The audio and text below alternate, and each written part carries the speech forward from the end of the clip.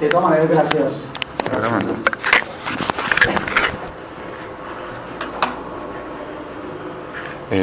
Edgar, sí, de pronto, por favor. Para las personas nuevas que han llegado,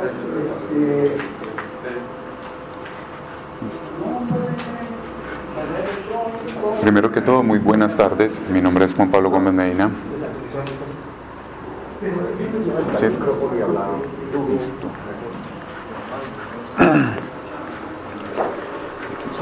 nuevamente, muy buenas tardes. Mi nombre es Juan Pablo Gómez Medina.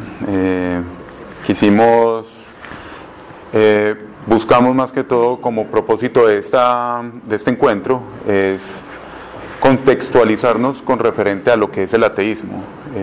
Últimamente se han presentado eventos y también confusiones con referente al ateísmo cuando lo llaman o una creencia, o un culto, una religión, y también a los mismos principios con los cuales el ateo se rige con respecto a su actuar dentro de la sociedad.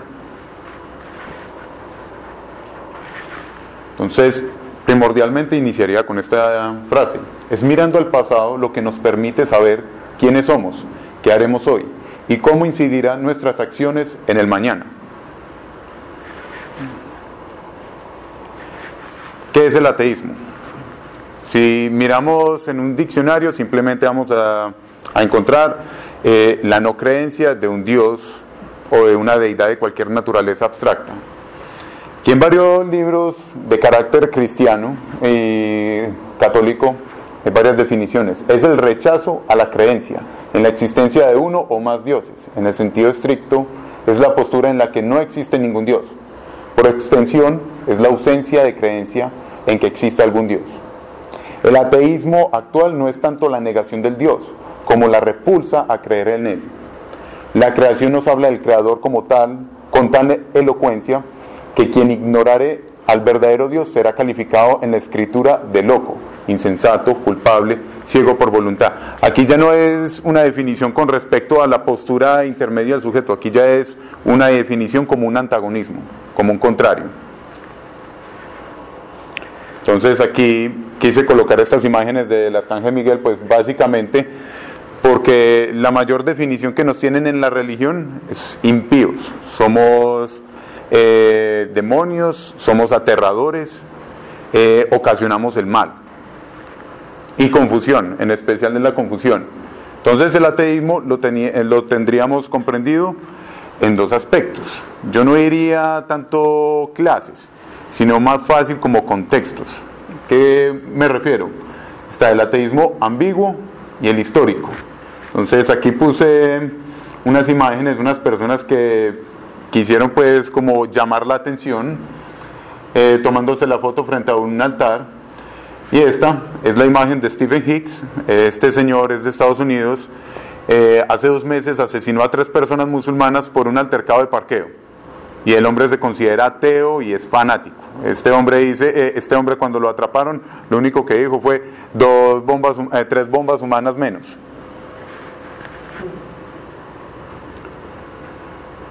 ¿Qué caracteriza entonces, en este caso, el ateísmo ambiguo?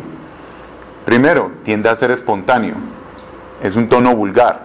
Digamos, la sensación de uno sentirse oprimido por reglas, normatividad de la iglesia. En mi caso, yo podría poner el ejemplo cuando mi madre me despertaba el domingo de la mañana diciéndome: venga, vamos para la misa, y yo, no, qué pereza, ¿para qué? ¿Para qué? Esa sensación de estar constreñido constantemente por la normatividad. El otro aspecto tiende a ser una voluntad de poder. Aquí ya me estoy remitiendo al titán Prometeo. Es un titán que descendió del Olimpo trayéndose el fuego y entregándoselo a los humanos, con el fin que ellos tomasen poder sobre los dioses del Olimpo. Entonces aquí ya es intrínsecamente la necesidad de querer tener los poderes de Dios. Tenemos que tener en cuenta que la mayor característica que se le puede tener a la religión es que siempre se le delegan los atributos de los cuales nosotros los mortales carecemos. Inmortalidad, belleza suprema, poder sobre cualquier cosa en la materia. Y el último es el insaciable o el proyectivo. este ya es una actitud de reproche. No, que va a ser Dios bueno si hay niños muriéndose en el África de hambre, o si hay curas abusando de niños menores. Es una actitud de total insatisfacción, no hay forma pues de convencerle o refutarle. Por lo tanto, estos tres aspectos tienden a ser viscerales, más que comprensivos, y se da en todas las épocas. Esto se da primordialmente se presenta mucho es en la adolescencia, porque en la adolescencia se presenta la confrontación contra el orden adulto de los jóvenes. Al tratar de fundamentar su identidad, confrontan estos aspectos. Y por ende, si esto se sigue sedimentando en la personalidad de las personas, tiende a ser o a presentarse una fe invertida. Stephen Hicks, ya el hombre ya es un ateísmo totalmente fanático y no es diferente de la religión, en este caso. Por lo tanto, a mí me gustó esta definición de Dostoyevsky, que dice: el perfecto ateísmo se mantiene en lo alto de la escala, en el penúltimo grado que lleva a la fe perfecta. Penúltimo es porque siempre se va a mantener en el aspecto de la razón, en la duda. Y por ende ya la última escala sería ya un fanatismo concreto. El otro aspecto, el otro contexto tiende a ser el ateísmo histórico. Este ya tiene un orden político, un orden social, un orden económico. Normalmente siempre se muestra como un tributario de la ruptura de un orden social. Ruptura de un orden social, podríamos decir la revolución bolchevique, la revolución francesa. Se hace, se presenta el antagonismo entre ya sea el pueblo o personas de las altas castas del pueblo contra el poder que rige actualmente en la sociedad. No tiene clase social socioeconómica determinada, ya sea de la persona más humilde hasta el noble, se presenta esta situación. Por lo tanto, en este encuentro definimos entonces dos tipos de ateísmo: el ateísmo material y el ateísmo humano. Bien, como inicio a esto, vamos a centrarnos en el ateísmo materialista.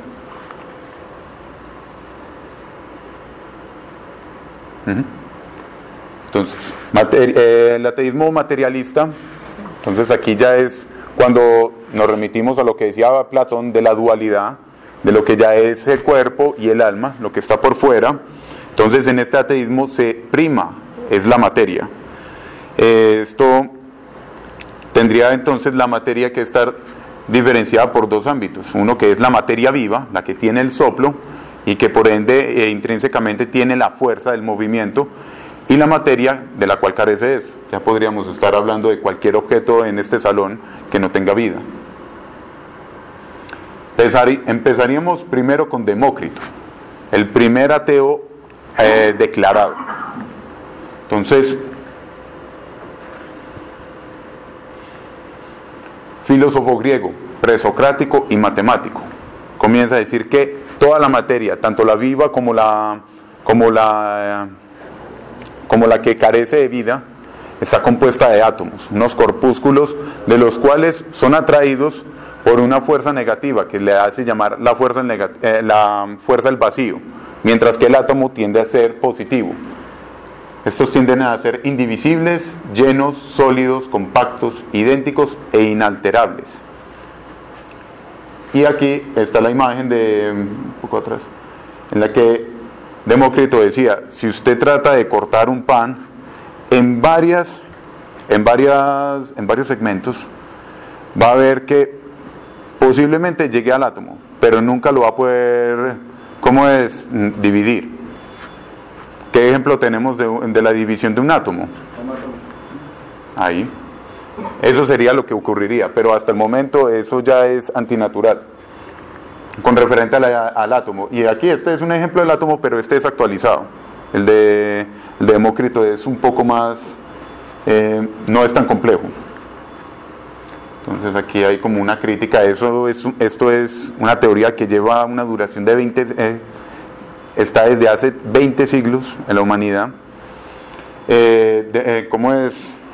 Demócrito, por ende, al tener ya una apreciación de lo que es la existencia material en el mundo, un control en la naturaleza, él simplemente dice, no hay Dios.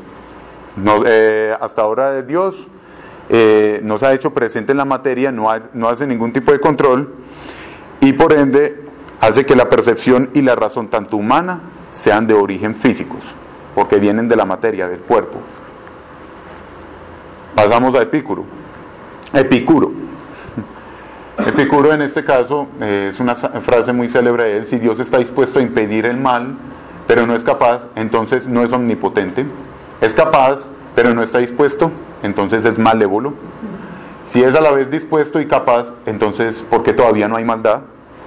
Y por último, evidentemente no está dispuesto ni capaz, entonces ¿por qué llamarlo Dios? Epicuro es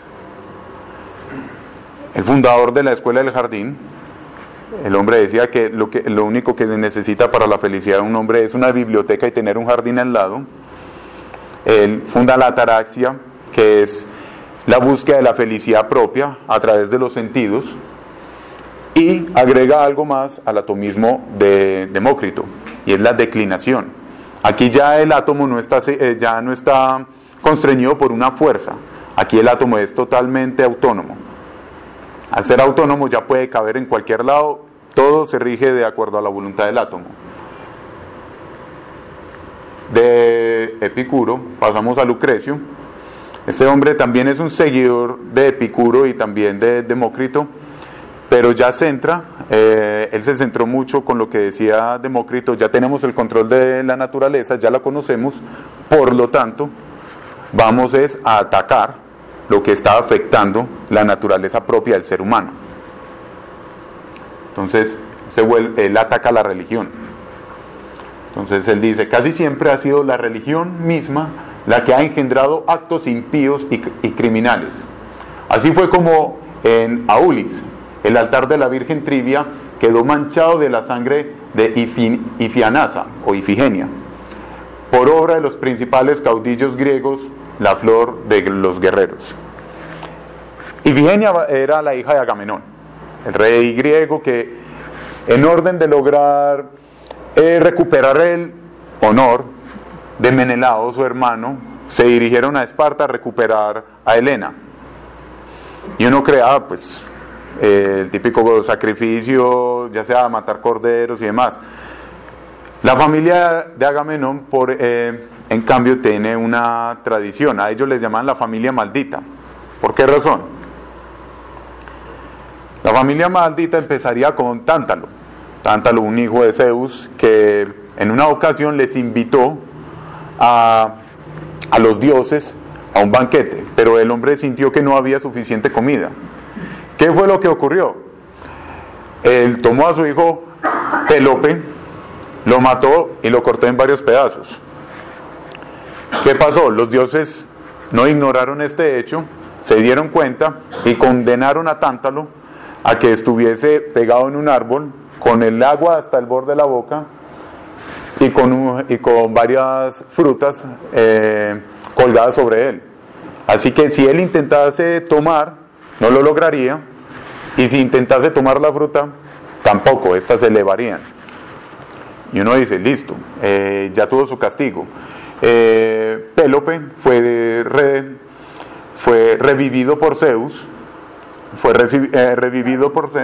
resucitado, fue recompuesto todo el cuerpo, y de ahí él continuó, encontró la hija de un monarca, se enamoró, y con ella orquestaron para matar al monarca.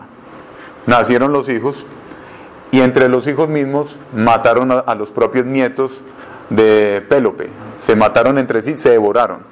Y por último llegamos acá a Agamenón, sacrificando para justificar la guerra contra Esparta a la hija Ifigenia. ¿Era la guerra contra Esparta o contra Troya? Perdón, Troya, disculpen, contra Troya. ¿Algún parecido?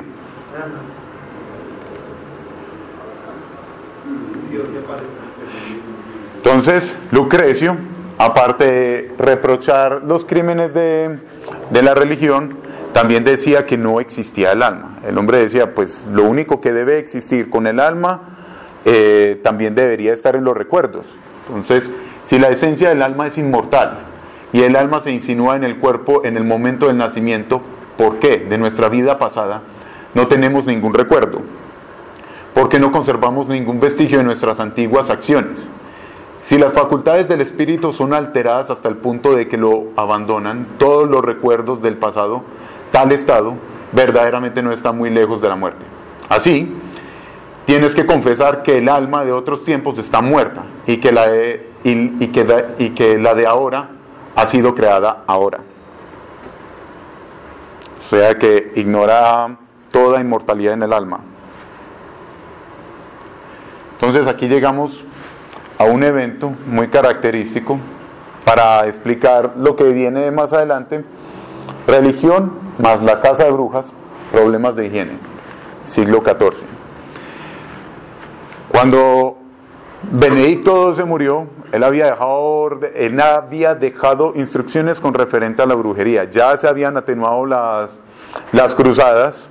En las cruzadas tenemos comprendido que era Dios es solo uno, Dios ama a todos, hay que convertirlos a todos. Entonces, ya cuando se atenuó ese marco, ya dijeron, no, hay que buscar a las personas que sean antagonistas contra la religión, que sean contrarios a la religión, y por ende apareció la cacería de brujas. Y San Agustín de Hipona y Santo Tomás de Aquino dieron muy buena propaganda con referente a las características impías del sexo femenino, que fueron las que produjeron que las pasiones malditas de Adán se desaforaran, y por ende se hacía con un sistema jurídico terrible, que era en el cual hacían una acusación y era el acusado quien debía demostrar su inocencia, y no es ya como ahora que el acusado por ende sigue siendo inocente hasta que se demuestre lo contrario. Pero eso no fue lo que generó el evento catastrófico de esta situación. ¿Qué era una bruja? Aquí hay unos factores que me llamaron la atención con referente a una bruja. Lo primero, la mujer. Si leen, por ejemplo, Corintios o Timoteo 11:12, dice que la mujer siempre debe estar sumisa, siempre debe permanecer callada, no puede dar clase, no puede enseñarle por el hombre, y su voluntad tiene que estar por debajo de la voluntad del hombre. Entonces, una mujer que se resistiera a ese constreñimiento divino era una bruja. Otro factor, y ya es independiente del género, eran libros. En aquel entonces era prohibido tener libros, ningún tipo de libros, y si tenía la Biblia ya era quemado inmediatamente a la persona.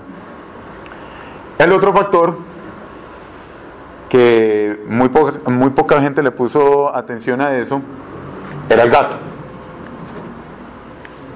un animal doméstico. En Levítico 11 hacen una descripción de todas las abominaciones que no se deben comer. El gato está entre ellos, pero el gato está por dos factores. Uno, porque siempre hacían como que una similitud con las brujas, y porque el gato en la época de los egipcios era adorado como un portal hacia el mundo de los espíritus, un guardián hacia el mundo de los espíritus.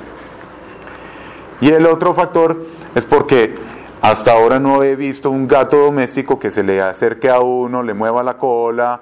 El gato en sí no es tan arrastrado al hombre.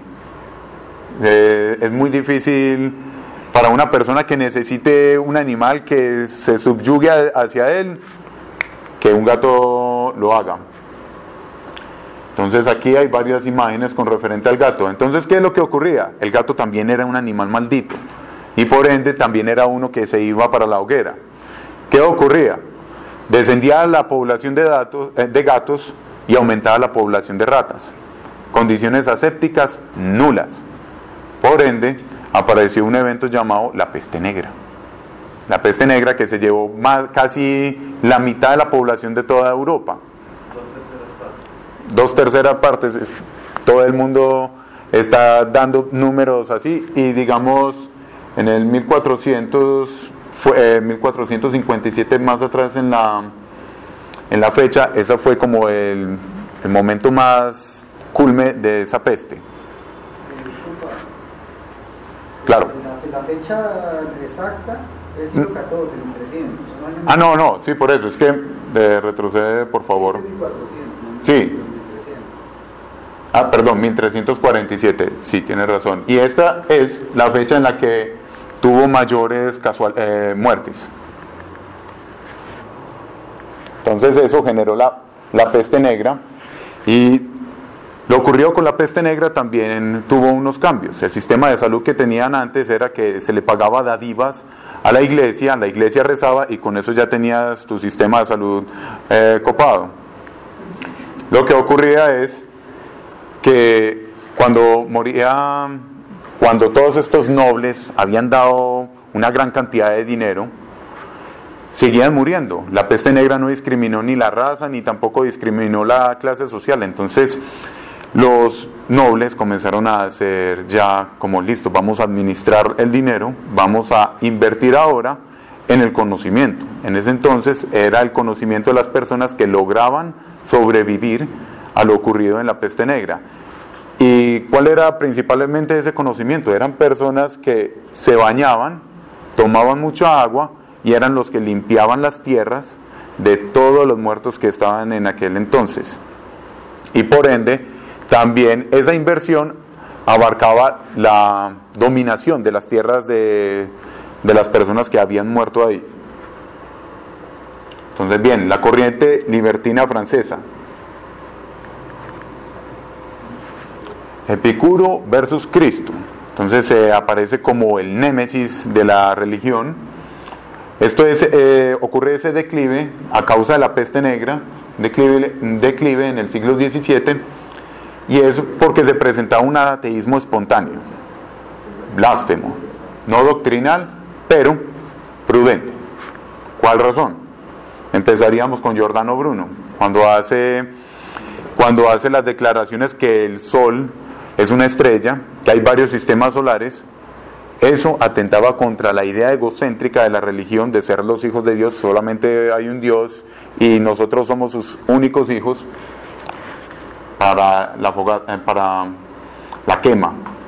Lucilio Vanini o Guido Cesare Vanini, este señor era un poligenista, eran personas que hacían teorías con referente a la evolución del hombre. La teoría más enmarcada de él hacía referencia a que el negro era un descendiente del mono. Entonces, y también se declaraba ateo. La cosa es que a este señor lo persiguieron y él, por ende, tratando de defenderse, hizo un escrito contra el ateísmo. Aún así no le creyeron y por demagogo le cortaron la lengua y lo quemaron. Ah, sí, porque en la misma teoría que él tenía, lo primero que le dijo la iglesia fue, bueno, ¿de dónde viene el blanco? Cuide las palabras. Entonces aquí el hombre ya no supo cómo confrontar esos cuestionamientos sin mencionar el acoso. Y Jean Fontanier simplemente tuvo mala suerte. El hombre se encontraba en un lugar de encuentro social, le hicieron preguntas con referente a la religión y él simplemente había dicho, no le encuentro lógica a eso me parece insensato, me parece ofensivo con la misma inteligencia humana. Y una persona que sí estaba de acuerdo con el dogma religioso escuchó eso y nuevamente terminó en esta situación de la quema. Por ende, el libertinaje francés se presentaba con un doble carácter moral que se incide en la literatura y en la filosofía. Eso eran básicamente los campos en los cuales ellos podían justificarse a hacer su aparición. Hay varios personajes, incluso por fuera de esa época, podríamos decir, digamos, el Marqués de Sade, que incluso se quiso adjudicar se quiso llamar loco y meterse en un manicomio para que no lo quemasen. Epicuro seguía siendo el ícono y es una corriente totalmente subterránea. Entonces el libertinaje aquí tenía ya dos diferencias. El libertinaje de costumbre, el libertinaje que eran pulsiones totalmente emotivas y también sexuales, conducta de la aristocracia corrompida, viciada, dañina, y sádica para la cual la impiedad es la sazón de la vida desocupada. Si alguno de ustedes han leído 120 días de Sodoma, del Marqués de Sade, más o menos tienen una idea, o haber visto la película, o también haber visto Justine. Mientras que el libertinaje erudito había una reunión de escepticismo cristiano. Hay una tolerancia religiosa donde el dogmatismo religioso se hace a un lado y se pone bajo la crítica humana. Podría ser este mismo encuentro, este mismo espacio y demás, sería la naturaleza de ese tipo de encuentros, más que todo académico. Aquí pasamos con una persona que hizo unos avances incluso por fuera de su época, Lemon Levayer. Este hombre es un escritor francés, había hecho varios escritos, principales fue La virtud de los paganos. Con este libro él buscaba redimir a las personas que fueron acosadas por el dogma religioso y a muchos ateos. Entonces él decía: cualquier modo entre los antiguos, los que están más seguros de su salvación son los ateos. ¿Acaso no son ellos los únicos de su tiempo en haber renegado de los falsos dioses? Él hace una aclaración con esto y es cuando dice su salvación, porque él siempre criticaba la religión como algo sintético y en todas las pinturas en las que están señalando a los pecadores, a esto los muestran en la forma más natural que es el hombre, y es desnudos. Y él decía, eso es naturaleza por parte del hombre. Sintético ya era las normas de las cuales no son innatas en la humanidad. Influyó a varios pensadores más adelante del siglo XVIII, en especial a Voltaire. Fundó las bases para el escepticismo a la fe cristiana. Separa la religión moral, separa la religión de la moral, y que el ateo simplemente no es inmoral. También está en contra del consenso, del consensus genitum, el consenso en la que él dice que si todos son religiosos, si todo el mundo cree en Dios, entonces existe Dios. Él está totalmente en contra de ello. Y por último, separa el saber de la fe. Pierre Gassendi, este hombre también es un seguidor de Epicuro. Este hombre dice que hay que acoplar la religión, la fe, con lo pagano, pero eso no tiene lógica. Entonces, sacerdote católico, filósofo, astrónomo y matemático.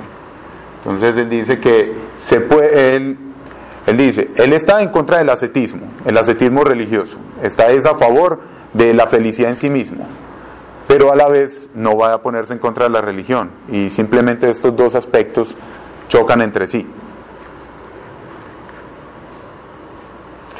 Pierre Bayle, este filósofo y escritor francés, sienta las bases de una moral o ética no dependientes de la religión. Un ateo no tiene por qué ser inmoral y vicioso. Está diciendo lo mismo de Mayer. Sin embargo, aquí este hombre presenta ya es un ataque contra la idealización supersticiosa. Este hombre tiene un desprecio primero por la superstición y la ignorancia. Él dice que el pueblo es miserable, que es una parranda de tontos que solamente constreñidos por los impulsos de su cuerpo renuncian a cualquier beneficio por sí mismos. Y él dice, en la suma en todas las artes y en todas las clases de profesiones, el juicio de un pequeño número de expertos es preferido al de una multitud de ignorantes. Y también ataca la superstición en un evento que ocurrió en el 680 con la aparición de un cometa. Todo el mundo decía, no, eso es señal de guerra y demás. Entonces él, contradiciendo eso, va diciendo: quien se esfuerza en descubrir una coincidencia entre el paso de un cometa y unas agitaciones políticas se parece a aquella mujer de la calle Saint-Honoré, que viendo pasar coches cada vez que ella se asoma a la ventana, deduce que es ella misma quien provoca el paso de los coches, o al menos que su aparición en la ventana es el presagio de ese suceso. Es como si yo dijera que si saco una moneda la tiro al aire, y si sale cara o sello, cualquiera de los dos diga, eso es la señal de que a alguno de nosotros les va a pasar algo hoy. No tiene ningún fundamento para decir eso. Materialismo inglés.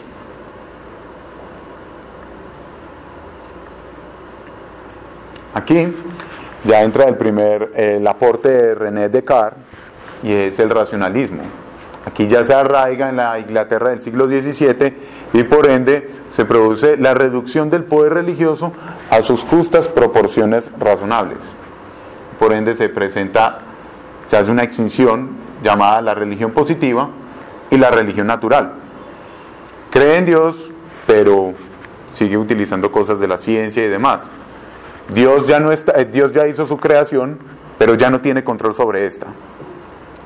La religión natural tiende a ser entonces que remite las exigencias y posibilidades humanas a la naturaleza, ya lo que nosotros podemos hacer en esta naturaleza ya creada. Y la religión positiva es la que tiene elementos irreductibles a la razón. Aquí la religión, por ende, para lograr acoplarse a esta nueva situación, se convierte en deísmo. Convergencia de las posturas teológicas y mecanicistas de la naturaleza. Bien. Hay una confianza infinita y ciega en la bondad divina. Rechaza el infierno. Un momento. ¿Qué pasó ahí? Si eso normalmente son primicias de la religión. Normalmente ese pequeño cambio es porque ya había una alta población de personas muy educadas, personas con un vasto conocimiento, nobles que creían en eso, y esas personas decían, no, pero es que ¿para qué me voy a meter en eso si siguen con esas ideas tan supersticiosas? No, esto era básicamente como una estrategia para acoplarse a ese desarrollo. De hecho, el deísmo inglés todavía seguía siendo considerado por los franceses un ateísmo. Thomas Hobbes. Aquí ya tenemos este filósofo que hace el escrito del Leviatán, por favor. Y con este establece la división del poder temporal y el espiritual. La experiencia se da la experiencia es la única base de todo conocimiento y el hombre no dispone de ideas innatas. Exclusión de Dios al no ser posible su cognición científica, y pregunta sobre la religión y la superstición. ¿Por qué? Porque es que Thomas Hobbes con el Leviatán, él decía, el Leviatán simplemente la aglomeración de las masas ignorantes en medio de un grupo cognoscente, el grupo líder. Y él decía, listo, pero entonces ¿qué hace diferente la religión con la superstición? Religión entonces él lo definía como el miedo a lo invisible. Miedo a las potencias invisibles, poco importa que éstas sean ficticias o admitidas universalmente por unas referencias.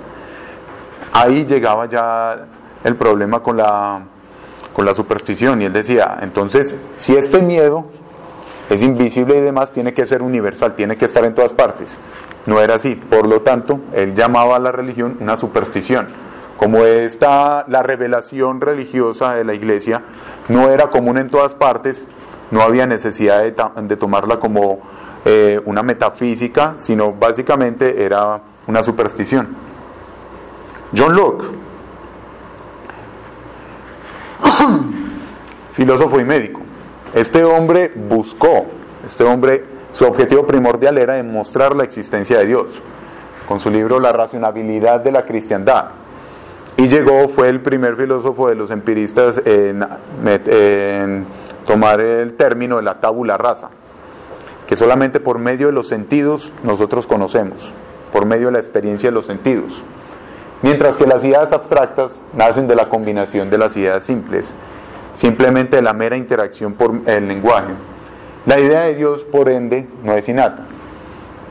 Aquí, esta imagen básicamente es que le salió el tiro por la culata. John Toland, filósofo racionalista y librepensador. Este señor decía, no, volvamos a los ebionitas, volvamos a la religión ebionita, pero quitemos primero a los curas y quitemos las tradiciones. Una de las tradiciones de los ebionitas era la circuncisión, y yo no veo una fila de hombres ahí diciendo circuncídeme el pene. Tenía que ser racional. Sin embargo, esto después lo pasó a ser panteísta, en una religión con la naturaleza, algo como Francisco de Asís, o hermano siervo o hermana vaca. Y por último llegó a formarlo de caólogos, que ya era una postura sin religión, sin filosofía, sin ningún tipo de dogma, un libre pensamiento.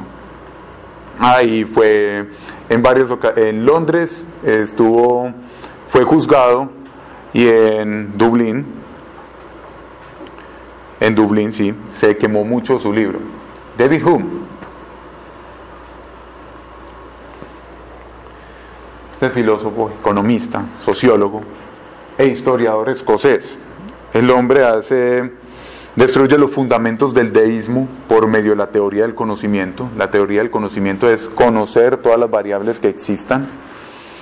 Diálogo sobre la religión natural, que básicamente es uno de sus libros insignes, y es un diálogo que se presenta entre Demea, como religioso ortodoxo rígido, Cleante, como el adepto a la religión natural, deísta, y Filón, un escéptico. Entonces, él decía, según los positivistas y los deístas, el mundo tiene una orden divina. Para Hume, eso se convirtió en un osario de víctimas. ¿A qué razón? Él criticaba la religión católica y todas las demás religiones por las acciones que éstas tomaban para radicalizar su poder. En este caso era las cruzadas. Vamos a convertir a todos, y el que no esté con nosotros se muere. Entonces él decía, eso no tiene ninguna lógica de divinidad. Estamos contradiciendo ese quinto mandamiento que dice no matar. Y por último él decía, no descubre en el universo ninguna señal del combate entre un ser malévolo y un ser benévolo. Solamente ve puntos de vista. Materialismo francés. Aquí ya aparece un evento. A causa de la hambruna, de la constante inversión económica por parte de Felipe, el rey francés, a la independencia de los Estados Unidos, y también el derroche que su esposa hacía,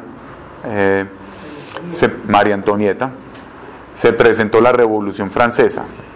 ¿Aquí qué buscaba? La Revolución Francesa ya era una guerra contra la religión. ¿Por qué razón? Porque es que la religión simplemente les decía, no, sean austeros, hagan como Jesucristo, soporten esto, les va a ir bien, hay una recompensa en el más allá. Se busca desalojar el espíritu humano de toda preocupación sobrenatural. El problema que hubo es que al meterse a atacar la religión, también se quiso buscar entonces para reemplazar la idea de la religión de la causa primera. También se metieron en ese tema, y por ende eso terminó siendo un tema metafísico. Búsqueda de la causalidad universalmente válida. La materia sucumbe a los elementos metafísicos para dicha tarea.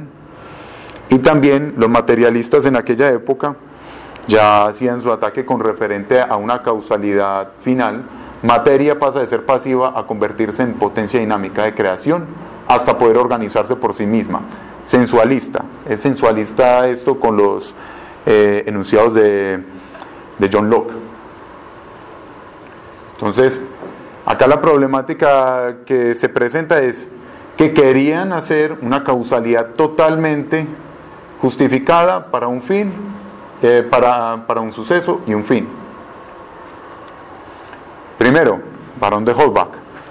Este señor crítico, este señor atacaba a la religión. El hombre decía que una persona con conocimiento significa la caída del imperio de un sacerdote. Escritor franco-alemán, filósofo, enciclopedista, figura de la Ilustración. Este señor decía, sistema de la naturaleza o las leyes del mundo, ese es su libro, Sistema de la naturaleza o de las leyes del mundo, moral. El universo tiene su propia esencia, la materia tiene su propia esencia, mecanicismo determinado únicamente por la materia. El hombre solo es la mezcla de la materia y su esencia es el sentir, pensar y el obrar. Moral pragmática. La moral pragmática hace referencia con lo que es práctico para el hombre. La moral entonces tendría que ser una causalidad totalmente mecanicista. ¿Cómo? Para sentirme bien. Fornico para sentirme bien o dejar progenie. La moral y sus críticas decían como la moral cristiana solo presiona y constriñe al hombre a la desesperación, al combatir las pasiones de su corazón y es sintética. Una cosa con el barón de Hoffbach es que él lograba hacer todas estas críticas por medio del anonimato. La metría. Este es un fisiólogo, médico fisiólogo.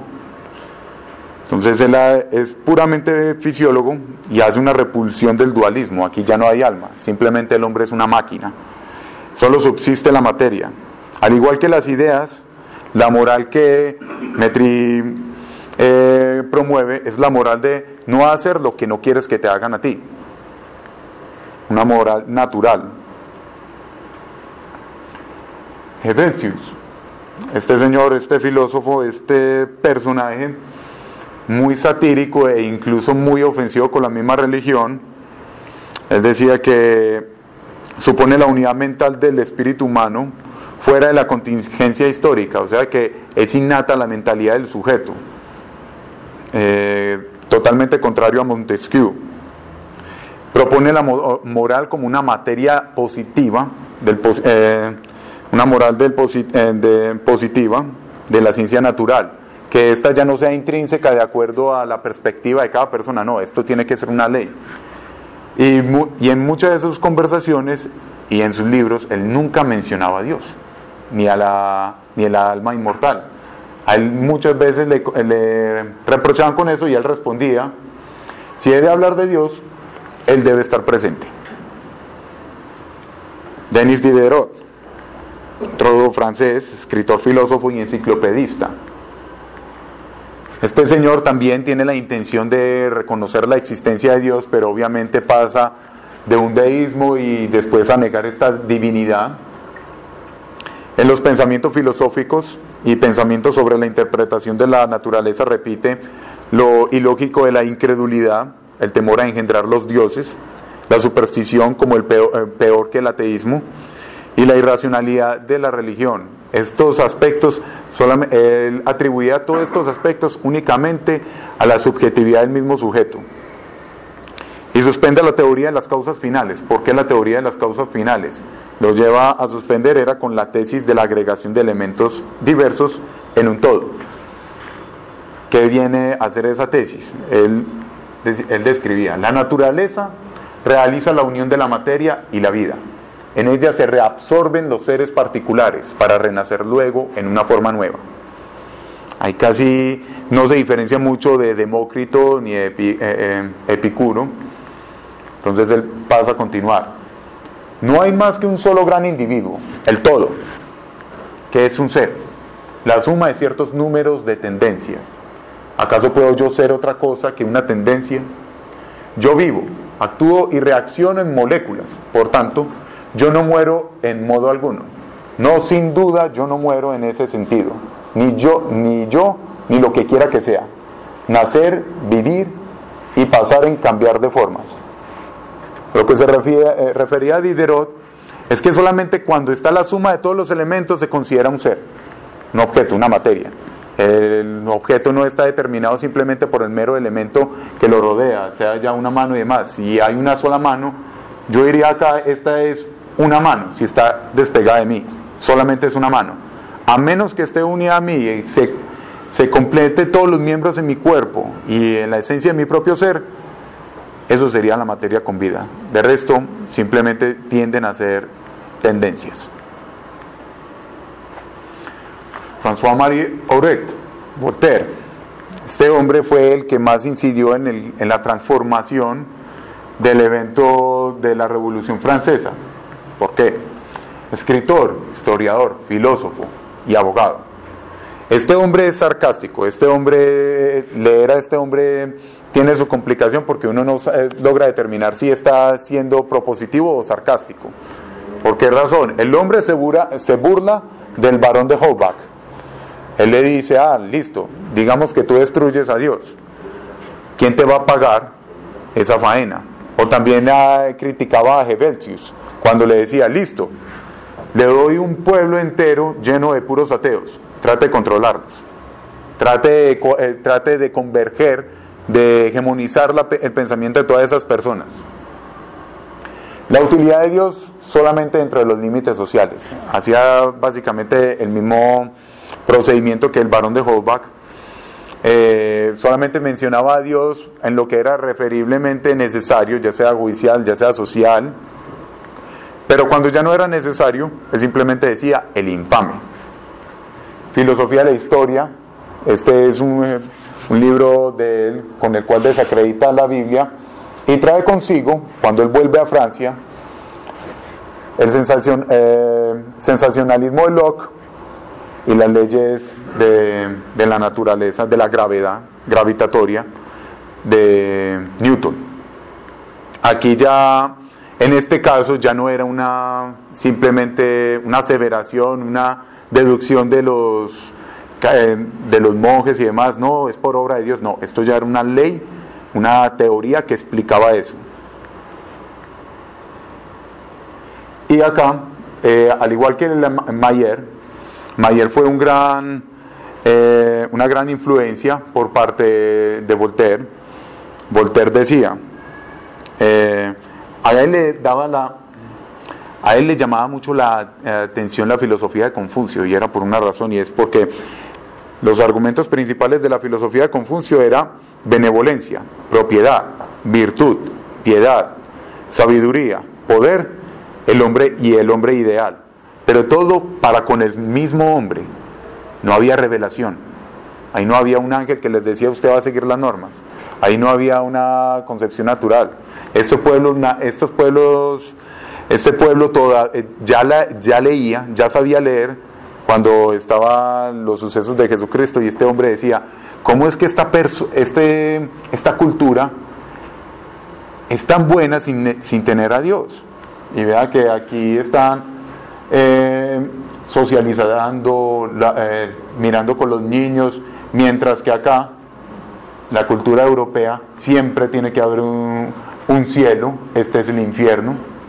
Aquí toda la referente con Jesucristo, los papas, la gente impía. Entonces él decía, porque a él le llamaba mucho la atención eso.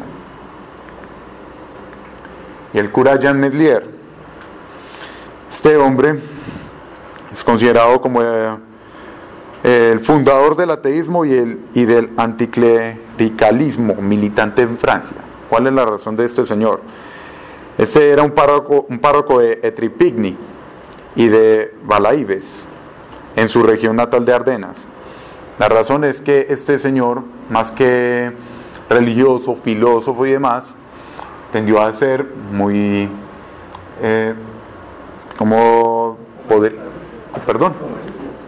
no tanto humanista. Este hombre ya era activista, ya era más que todo un activista. ¿A qué razón?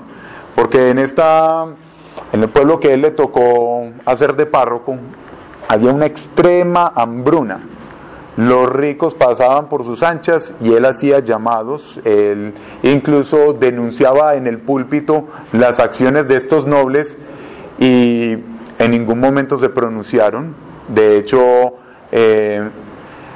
sus superiores religiosos le dijeron no, lo enajenaron. Este hombre tuvo algo parecido como lo de Galileo.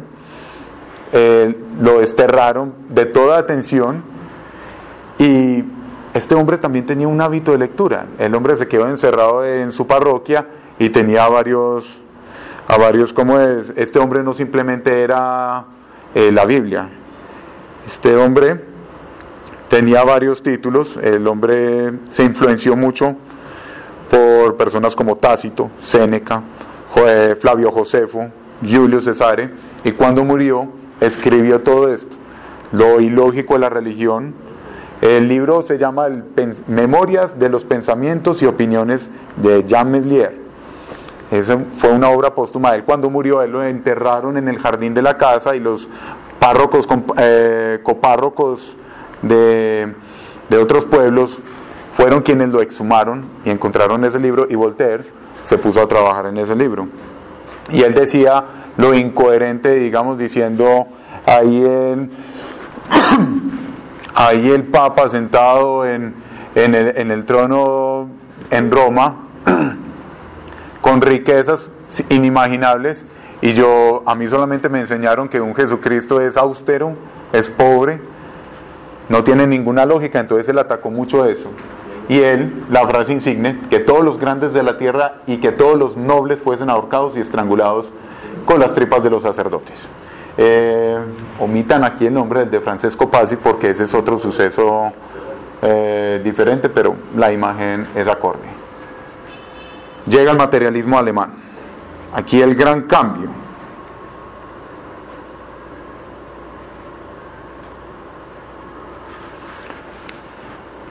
Materialismo y progreso científico.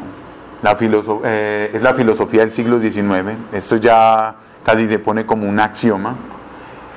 Ocurre como el declive de la muerte de Hegel. Hegel era el mayor exponente de la filosofía humanista y demás. Y aquí, cuando esto pasó, apareció algo que fue lo que cambió ya todos los cimientos de la sociedad, y fue la técnica. Entra en escena, es positivista. Podemos efectuar acciones sobre la naturaleza. Ya no vamos a explicar fenómenos, vamos a cambiar la naturaleza. La materia, por lo tanto, se convierte en un materialismo monista. Solo está la materia, nada más. Dios puede ir para otro lado.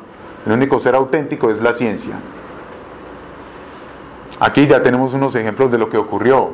Los alemanes no perdieron tiempo. El motor de explosión de 4 tiempos, planeador, automóvil de gasolina, la primera motocicleta.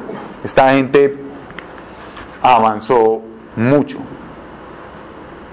Aquí no estoy señalando directamente ateos. Aquí ya no es tanto señalar ateos en contra de Dios, no. Aquí ya estamos hablando de personas materialistas. Aquí son personas que solamente la ciencia es el único lenguaje. Y empezaríamos con Bob. Este es un fisiólogo, zoólogo y geólogo. Y él se pronuncia contra la religión de acuerdo al enunciado de un colega de él, que había dicho, no, es porque todavía estamos muy limitados, porque todavía no explicamos las maravillas que todavía seguimos describiendo y son obra de Dios. Y este hombre decía, no, pensamientos son al cerebro, lo que la bilis es al hígado y la orina a los riñones. Eso es la religión. Criatura critica fuertemente los cuentos de Adán y Eva. Incluso su crítica más incipiente tienden a decir, no, entonces si Adán y Eva sí existieron, nosotros somos producto de un incesto horrible, de un absurdo y enfermizo incesto. La inmortalidad, con Noé, pues él decía como que él hacía una crítica con referente a Noé, que me están diciendo que una persona que no lee armó una balsa enorme y que esta balsa se llenó con todas las especies del mundo. No le creo. Buchmer, este hombre, también fisiólogo, escritor, médico alemán, este hombre solamente remite la razón y el espíritu a través del cuerpo del sujeto, nada más. No hay que considerar como verdadero, sino lo que se puede imaginar, medir y pesar. Y él decía con lo de imaginar que después de todo, así como decía Demócrito y también Epicuro, él decía, si yo estoy imaginando es porque el cuerpo mío, de mi propio cerebro, de la materia de mi cerebro, sale ese pensamiento. Y es real cuando yo lo transfiguro en la materia. El espíritu es una manifestación de la materia, el físico determina el psiquismo, la materia debe tener fuerza y viceversa. La ciencia como fuente de conocimiento sobre todas las formas de saber teológico y metafísico. Y ese enunciado tomó mucha fuerza con Comte. Cuando Comte dijo, dejemos a un lado lo metafísico lo teológico y también lo que es abstracto en la mente humana, lo único que existe es lo que está aquí y lo que sentimos. Entonces aquí ya hay una imagen en la que la teología y la metafísica ya dejaron parte a lo que sí era un positivismo, algo más positivo. Ernest Haeckel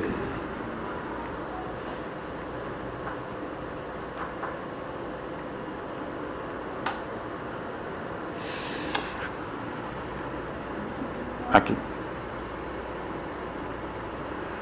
es un naturalista y filósofo, popularizó el trabajo de Darwin en Alemania y hace la deducción del principio filogenético. Aquí ya con la filogenética hace que consiste en el estudio de las relaciones evolutivas entre diferentes grupos de organismos, utilizando matrices de información de moléculas de ADN y morfología, que hago referencia. Si hubiese tapado la imagen hasta acá, aquí tenemos hombre, conejo, vaca, cerdo, pollo, tortuga, salamandra y pez. Si tapo estos dibujos de acá en la parte inferior, se puede notar claramente que hay una gran similitud en el desarrollo embrionario de esas criaturas. Establece entonces los árboles filogenéticos, base de la clasificación filogenética. Aquí ya les estoy mencionando de personas que hablaban en contra de la religión, porque eso no ha cambiado. Pues esto no llega, acá no llega a un cambio total. Pues aquí no, esto no es ni la mitad de los ateos conocidos que incidieron en la historia, pero ¿eso por qué razón ocurrió? Empezaríamos con esta parte.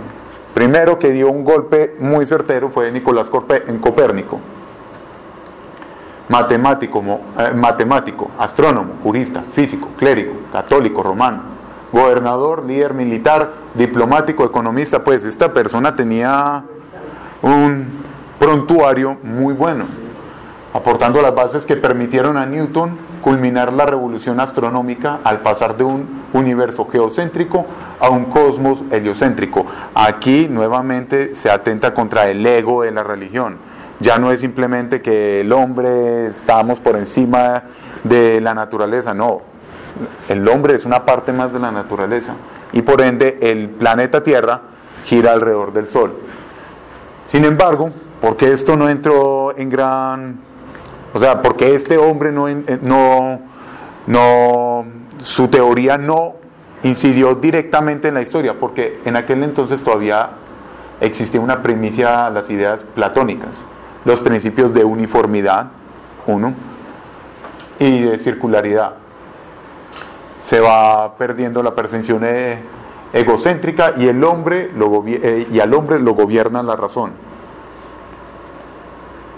Aquí llegamos con el hombre que, por decirlo de esta forma, le hizo justicia al heliocentrismo de Copérnico. Era Galileo, astrónomo, filósofo, ingeniero, matemático y físico italiano. Hace uso de las bases teóricas de Copérnico, pero en este caso el hombre ya viene con un método, el método científico resolutivo compositivo. ¿En qué se basaba? Tenía cuatro bases: la observación, la elaboración de una hipótesis, la deducción y un experimento o verificación. Este hombre ya tomaba acciones académicas de forma inductiva, era cuantitativo. Sustenta la teoría heliocéntrica de Copérnico y entra en el conflicto del razonamiento inductivo contra el deductivo. El deductivo eran básicamente las ideas de Aristóteles, de Ptolomeo, porque simplemente era una interpretación cualitativa. En cambio este hombre decía no, vamos a descomponer en sus partes cada elemento, vamos a hacer una medición de estos, vamos a hacer un cálculo de estos y de ahí ya sacamos algo más concreto. Entonces aquí llegaba y el hombre ya no solamente eran datos, también era algo totalmente comprobable. Entonces aquí una idea totalmente egocéntrica, nosotros rondeamos todo. Pero acá cuando pasó eso, ¿qué ocurrió? Nuevamente atentar contra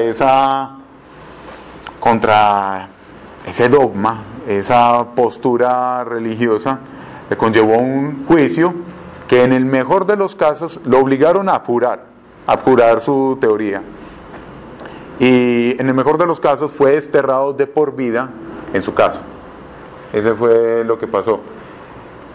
El otro gran golpe fue Charles Darwin. Este hombre, naturalista inglés, religioso, este hombre era totalmente religioso, postuló todas las especies vivas dentro de un proceso evolutivo llamado selección natural. ¿Qué fue lo que hizo Darwin? Solamente tuvo un viaje alrededor del mundo, pero se quedó mucho en las Islas Galápagos por la gran diversidad de vida y fauna que habían en ese lugar. Y él lo que hacía era que Darwin tenía una excelente capacidad para dibujar. El hombre, en aquel entonces era obligatorio a todos los naturalistas y biólogos saber dibujar porque no había forma de tomarles foto. Entonces el hombre se ponía a dibujar, se sentaba en la mesa y como está en las Galápagos, el hombre, estos pajaritos tienen similitud. Él le encontraba entonces similitudes biológicas y fisiológicas en los seres vivos. El origen de las especies por medio de la selección natural o la preservación de las razas preferidas en la lucha por la vida, 1859. Esto fue ofensivo para la religión. El origen de la selección del hombre en la relación al sexo y la expresión de las emociones en los animales y en el hombre. ¿Por qué razón? Porque ya aquí tenemos aspectos genéticos comunes con los animales. Yo no sé si ustedes han oído hablar que hace como 4 años se hizo el trasplante de corazón a una persona y le dieron el corazón de un marrano. Cuando experimentan con ratones para medicamentos o también digamos uso cosmético, es porque esos animales tienen características genéticas que son comunes con nosotros. Me gustaría como aportar algo, y es que para que se diera lo de la selección natural también tenía que cambiarse la idea de una tierra de 6.000 años. Totalmente, porque todo, ¿no? Es que esta mera teoría trajo consigo varios avances en la psicología, en la electrónica. Uno dice, ¿de dónde viene lo de la electrónica? Claro, por medio de las similitudes que presenta la fisionomía y la genética de los animales, ya comenzaban a hacer experimentos biomédicos. Eso permitió mucho a eso. Y aquí ya similitudes que se daban del esqueleto humano con los otros exacto, gracias. Y de hecho actualmente todavía existe un primate que tiene conductas muy parecidas a la del hombre. Le voy a decir las dos más características. Una utiliza herramientas y la segunda tiene sexo por recreación. Bonobos. El bonobo es un primate que incluso cuando tiene conflictos y demás los resuelve con sexo. Y entonces es que sí que desearía la paz ahí mismo. También se ha visto creencias religiosas en primates. Sí. Y acá está, digamos, debía haber agregado una foto del bonobo. Él empezó más que todo era con los pájaros. Los pájaros normalmente eran los animales que mayor diversidad se reflejaban ahí, sin mencionar que muchos viajaban hacia Sudamérica. Exacto, las migraciones. Entonces este hombre era constantemente comparando. Sí. Bueno, aquí ya por un momento terminamos, y es por una sola razón. Continuaríamos con el ateísmo humanista, pero primero presenta una mayor profundización, y algo que vemos pertinente Y es lo que decía Epicuro: primero conozcamos la naturaleza, primero tengamos poder y conocimientos, comprensión con esta, para así continuemos con nosotros mismos. Sería eso. Muchas gracias.